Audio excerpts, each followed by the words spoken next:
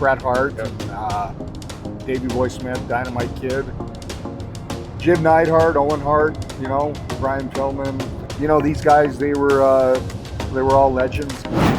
You never knew who was going to come through the revolving door there at the Hart House. Yeah.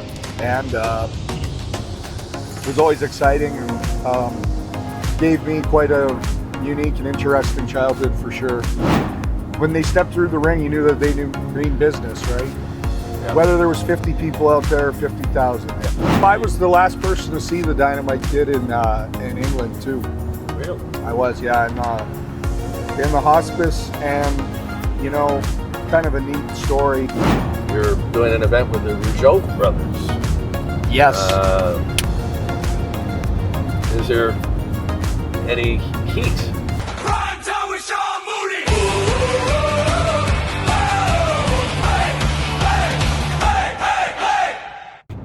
All right, folks. I am in a car right now in Canada. Flew into Montreal, and now we're heading to Gatineau, Quebec. And a really great, pleasant surprise that I'm in the car with none other than Harry Smith, and really an old friend of mine. I mean, I've known him and the family for a long time, and man, the legacy lives on. Loved his father, Davey Boy Smith, deservedly inducted into the WWE Hall of Fame back in 2021, and Harry is still in the ring getting it done and looks better than ever. Harry, Yes, how are sir. you, man? I'm doing great. How are you, Sean? Good. Catch Excellent. me up. Well, we're driving to Gatineau, Quebec, Canada today. Just landed in Montreal, and the weather is nice right now, but as you can see, I'm soaking wet. No. When we landed, there was a huge, a very quick rainstorm that was hailing, and it was so powerful it almost knocked me over, but We're safe now. now we're drying up, Yeah. so we're heading to Gatineau, and Tell should me be about the career, though. a great show tomorrow. Yeah, it should be, folks, Yeah. and we're really looking forward to being part of LegendsMania in Gatineau. But Yes. tell me what you've been up to, though, on the ring. You've never stopped, and you Thank take you. it beyond professional wrestling. I know with your martial arts. Yes, yes. Tell me about what you've been doing. Sure. So I've been pretty much living in Japan for the last 2 years, working for All Japan Pro Wrestling. And I was the 74th Triple Crown Sankan Heavyweight Champion of 2024 into 2025. So I'm the first Canadian ever to win the Triple Crown Heavyweight Championship for All Japan, which is a huge milestone for me, and share that title run with the likes of Stan Hansen, Steve Williams, and Big Van Vader, Terry Gordy, some greats there, and it was a real honor to win that. And I hope I'll be back over in the summertime again for All Japan Pro Wrestling. And in between that, I've been training my grappling game and jiu-jitsu game, and I want to spend the next few months focusing on that, and hopefully advance to my brown belt, and hopefully black belt if I'm at that level technically for strictly jiu-jitsu style technique and everything like that. So that's something that I'm looking to attain as well. And aside from that, just going back and forth between Calgary and Tampa, Florida, and being a snowbird. Yeah, well, it's a shame. I know your father, looking down, would be very proud of you and what you've been able to accomplish. And I know it was tough for you growing up because those guys, the superstars of the day, didn't get a chance to be around their families very much. And No, sir. You kind of grew up without them. Yeah, But absolutely. What was it like growing up, though, the son of Davey Boy Smith? Well, because being around the Hart family and everybody, it just like that was normal life. Was But you got to see your father and your uncles, Jim and Bret and Dynamite, probably more on TV than you did in person. But I really loved professional wrestling, and whenever they came home from the road, I was always asking them questions about, their matches and, stuff on the road. They probably didn't want to talk about, wrestling when they're home with their family, but it was what I, loved to do. So it was just, an evening at the Hart House, Sunday dinner with my dad or Bret when they would be in town, and all kinds of celebrities and wrestlers and all kinds of characters of all kinds would show up. So it was really unique, and it was just you never knew who was going to come through the revolving door there at the Hart House. Yeah. And it was always exciting, and gave me quite a unique and interesting childhood for sure. Yeah, absolutely. But one I really appreciate and cherish. Yeah, and being a part of that Hart family. Yes, sir. I know that's still Yeah. Talk about legacy. Believe me, there were some interesting folks that came through the Hart House, especially through the dungeon. And but what does it mean to you, though, Harry? Yeah. There's very few wrestlers in the world that all you have to do is say their first name and what they're from. You say Davey Boy, everybody knows who that is. Yes, sir. What does that mean to you and your family? Well, yeah, I mean, it's a household name like Bret Hart and Davey Boy Smith, Dynamite Kid, Jim Neidhart, Owen Hart, Brian Pillman. Yeah. It's really cool that these guys, they were all legends and household names like you mentioned, and I think that they all had unique characters and unique and special attitudes towards their technique that they had in the ring, and they were all unique in their own way, and I think that's something that all wrestlers should aspire to, is to find their true authentic self in the ring and honestly express themselves as best as they can inside the ring.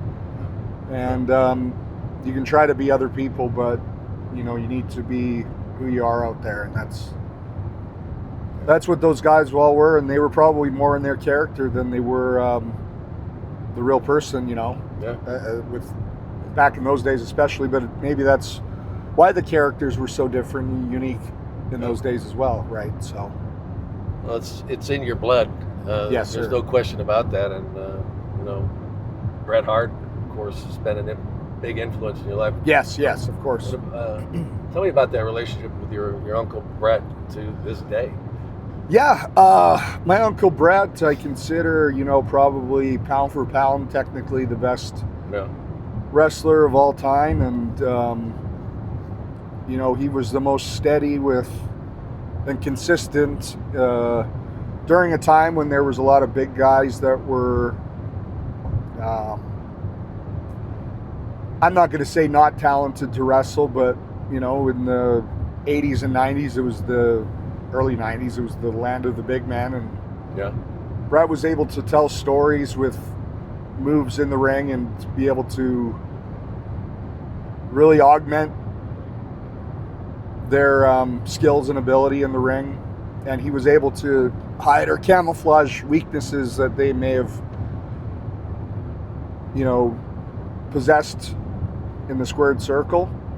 So in doing so, that makes quite an artist in the ring, and to be able to do that on a insane WWF wrestling schedule back in the 80s and 90s, where those guys, as you know, Sean, were in LA one night, New York the next, and doing a double shot the day after in the Midwest. Like it was a crazy schedule. So Bret was probably overall the most consistent with his performances, and like I said, very unique with his movements in the ring, and there was no wasted movements, and there was a principle and philosophy it was always quality over quantity, Yeah.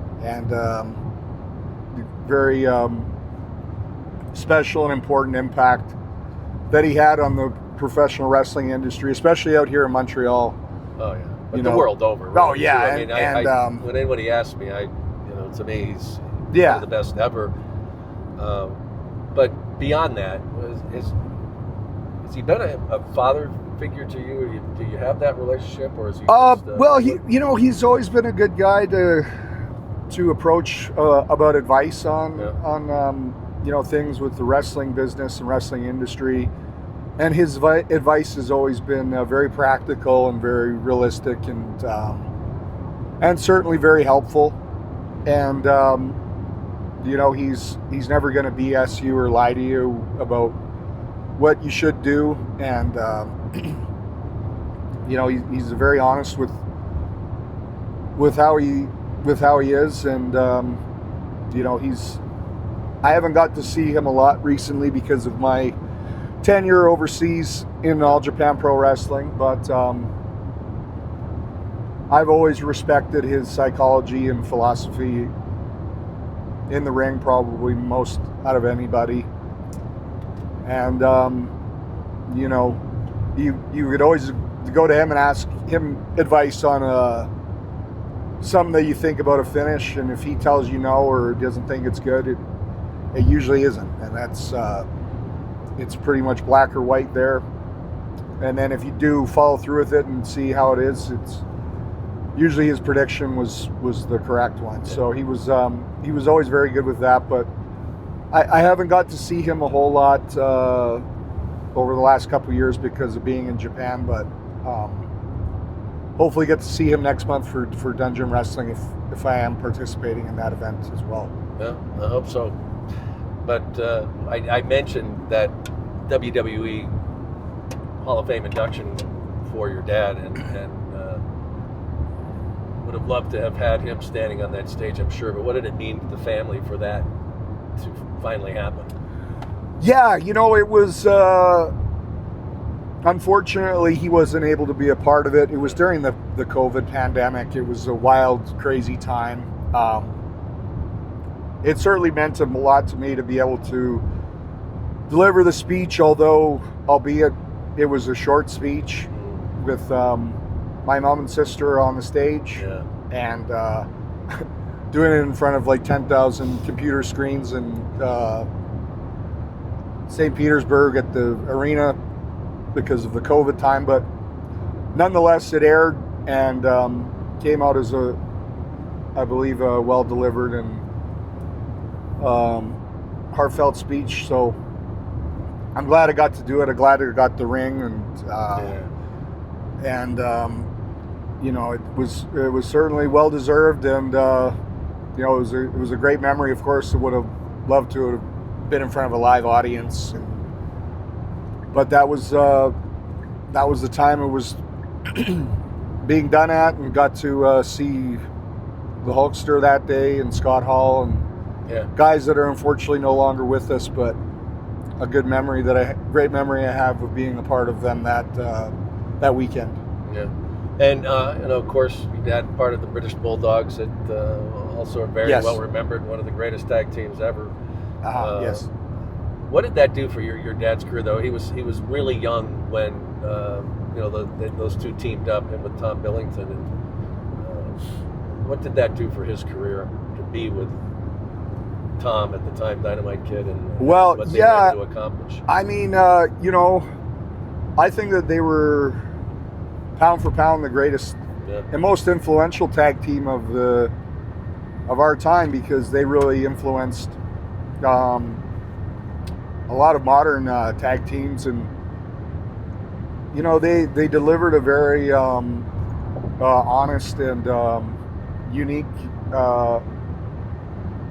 presentation or charisma about themselves, and Dynamite was extremely aggressive in there, and very fast, and Davey was very strong and extremely athletic, and could do things that a lot of guys his size would never be able to do. So And he started when he was so young and was wrestled until he was, he kept gaining size, but he kept wrestling throughout all of that. So, what he learned when he was younger, he was still able to, for the most part, accomplish when he was bigger.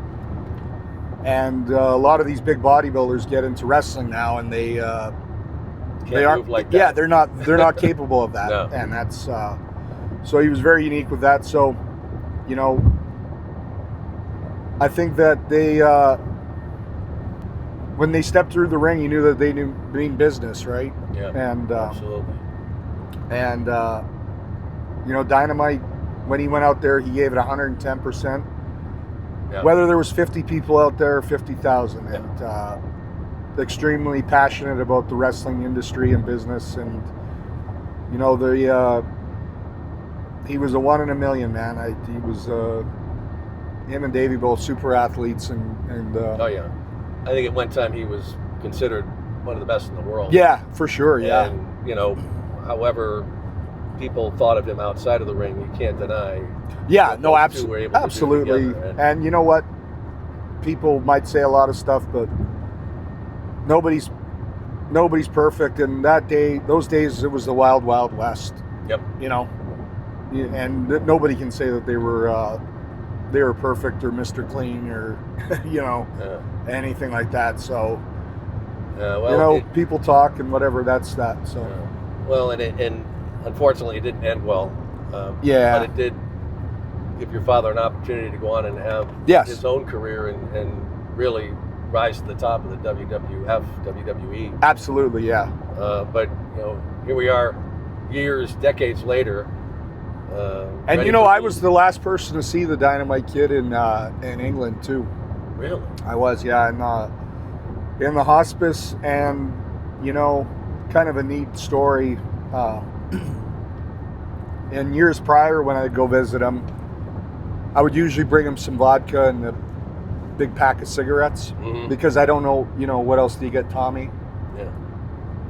And he was in the hospice, and I thought, well, what can I bring him? So I brought him one of my Davey Boy Smith Jr. shirts with the Bulldog on it, and a picture, just with like a framed picture, and with him and Davey, and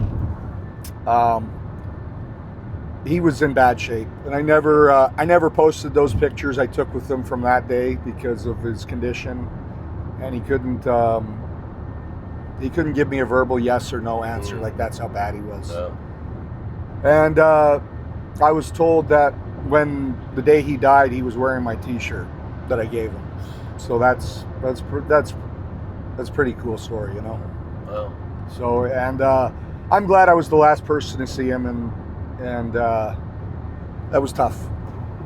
Yeah, and you said you'd visited him prior to that. Yeah. Was he? Because everyone says he was just bitter and hateful. No. What was your view when you saw him? Honestly, he was kind of like Mr. Bean. He was real quiet. Mr. Bean, because Mr. Bean didn't really talk, but he would smirk, and he had a dry sense of humor, where he would, just say, for instance, I told him, so Dan Spivey is one of his best friends in the business, right? And the first time I saw Dynamite, I think it was 2010 with Bronwyn, and was over there for a WWE tour, excuse me. And I told Tommy, I said, yeah, Tommy, Dan Spivey says hi, and he goes, oh yeah, and he's smoking and drinking. And I said, yeah, he wants me to give you his number, and he really wants to get in touch with you and everything. And Dynamite just looks, he goes, is he still daft? And smiled. And I started laughing, and then he sipped on his Foster and kept on. But that's one of his best friends in the business, but that means he likes him. That's just Dynamite's way, of showing his love, I guess. But he was honest about things. Like, I would ask, I knew what to ask him, what not to ask him, kind of, and he was honest, and it was either yes, no, good, the shits. Yeah. It was okay. And he kind of mumbled that he was hard to understand a little bit. Like I know High Spots did a shoot interview with him, and I warned Mike about it before. I said, just so you know, he's very mumbly, and you're probably not going to get a good interview out of him because he's just hard to understand. And it's not that he's not going to want to talk. He just, even back in the day, he didn't really talk a lot, like to fans and stuff. He was quiet, as from what I understand. Yeah, he always was. But no, he wasn't bitter or anything, and he remembered things pretty well. Like we watched some old matches, and he hadn't seen them since they had happened, right? And he remembered the finish. He goes, "Oh, yeah, this is a good one here, yeah, 1989, 1990. One of my last tours. So it was a good match, though.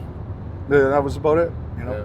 He was also, a classic example, really, of the punishment that professional wrestlers take. And he was always balls to the walls. He never, like you mentioned, every time he went out there, and he would do things. Oh, yeah. And crawl out there in that ring and then somehow get through these matches. Yeah. Well, of course. And, something that a lot of these fans and wrestlers probably don't understand or respect now is, I don't know if they ever took any bumps in that old WWF ring that was like a giant boxing ring or like a big box. Yeah. Well, that ring sucked. Yeah. I bumped in Bret's ring, and holy smokes.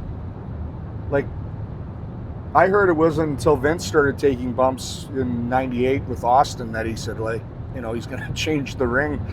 And so then they changed the format of it.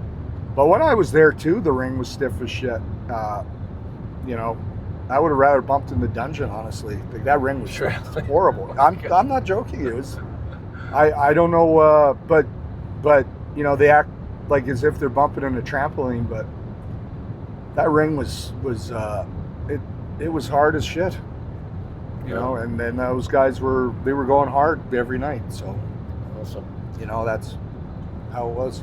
So here we are heading to Gatineau, and as I said, it's all these years later. You're doing an event with the Rougeau brothers. Yes. Is there any heat still, or is this everyone at peace now after all these years? Well, I'll put it this way. We'll have to find out tomorrow.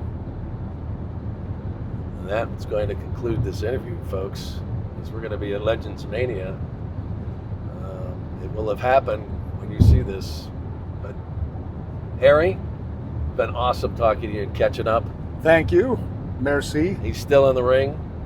And just to let my Montreal fans know, I always love the fans. There's just certain people in Montreal that maybe I don't care for. There you have it. That's the scoop. Thanks, Harry. You're welcome. Prime time with Sean Mooney.